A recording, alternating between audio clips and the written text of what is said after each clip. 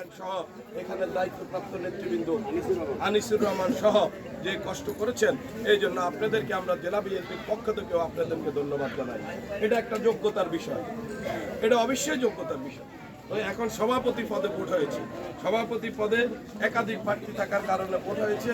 যে নির্বাচিত হয়েছে উনি আমাদের নেতা হয়েছেন, যে নির্বাচিত হতে পারেন নাই উনিও আমাদের নেতা, উনিও আমরা এক এবং ঐক্যবদ্ধভাবে এই ওয়ার্ডে আপনারা বিএনপির রাজনীতি পরিচালনা করবেন বলে আমরা বিশ্বাস করি। আমি আমার কথা না বাড়িয়ে আমি এখন আপনাদেরকে নির্বাচনের ফলাফল ঘোষণা করছি। বিনা প্রতিদ্বন্দ্বিতায় সাংগঠনিক সম্পাদক হিসেবে নির্বাচিত হয়েছে জনাব মোহাম্মদ কামাল হোসেন। সাধারণ সম্পাদক হিসেবে বিনা প্রতিদ্বন্দ্বিতায় নির্বাচিত হয়েছেন জনাব মোহাম্মদ মাহমুদ হোসেন। সভাপতি পদে 2 জন প্রতিদ্বন্দ্বিতা করেছেন।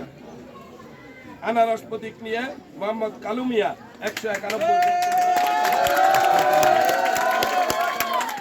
নিকটতম প্রতিদ্বন্দ্বী, উনি অত্যন্ত তীব্র প্রতিদ্বন্দ্বিতা করেছেন, উনিও খুব জনপ্রিয়, এটা প্রমাণ হয়েছে। ওনাকে ছোট করে দেখার কোনো সুযোগ নাই। সভাপতি সাহেব এবং যিনি নিকটতম প্রতিদ্বন্দ্বী জনাব মোহাম্মদ বিল্লাল হোসেন ছাতা প্রতীক নিয়ে 157 ভোট পেয়েছেন। ধন্যবাদ, অভিনন্দন, শুভেচ্ছা জানাচ্ছি। এখন নির্বাচিত নেতৃবৃন্দ আমাদের নেতৃবৃন্দ মুসাফা করেন।